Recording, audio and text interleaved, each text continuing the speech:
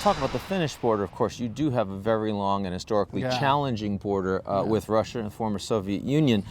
Given how poorly the Russians have performed on the ground in the war in Ukraine, does that make you in any way a little less concerned, at least near term, about Finland's border security and national security? Well, I think, if you have a 1,340 kilometer border with Russia, you always have to be concerned because, as we can see, Russia is quite unpredictable. I mean, one of the reasons that we have one of the largest standing armies in Europe with over 900,000 men in reserve and 280,000 that can be mobilized in wartime is not exactly because we want to defend ourselves against Sweden.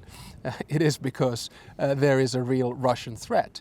So never underestimate the capacity of Russians to cause havoc. So in that sense, I think you always have to be wary. Now, Russia did used to have basically three things that they could threaten all of us with. One was energy. Well, that's almost gone. One was the economy. That's gone. Almost gone. And one was military. And we're sort of looking at it, well, if you can't even take over Ukraine, why go anywhere else?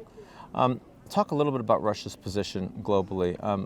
Irrespective of the fact that the war continues to grind on, the Russians have lost an enormous amount in terms of geopolitical, geostrategic, and geoeconomic standing.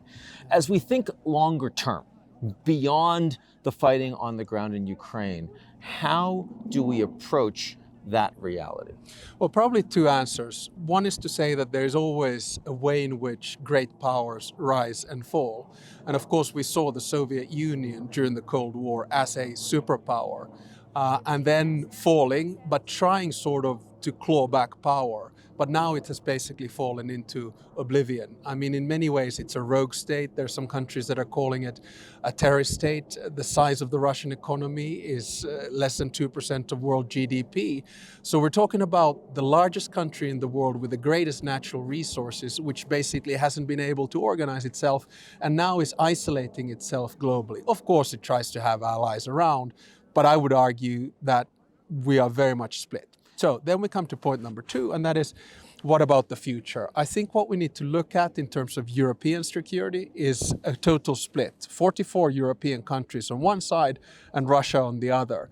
Do we begin a conversation to bring them back now? No, we don't. So we're looking at 5, 10, 15, even 20 years of Russian isolation. And someone, who is a neighbor to Russia and who has a lot of Russian friends, I find this a sad reality, but a reality nevertheless.